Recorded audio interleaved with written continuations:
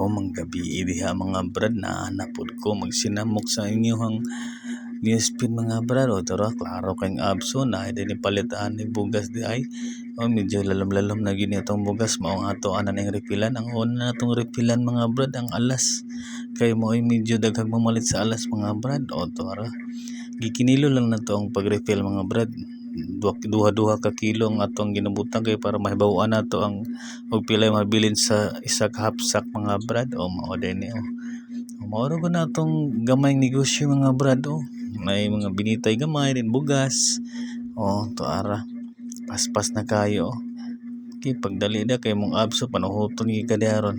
Okay, refill ta mga brad. Naatay Princess Bia, alas og suwan mga brad, og jasmine nga sweet rice. Okay, og malanganin mo palit og bugas, diri na lang mo palit mga brad, pariharag presyo sa merkado mga brad. O tuara, o sige babush.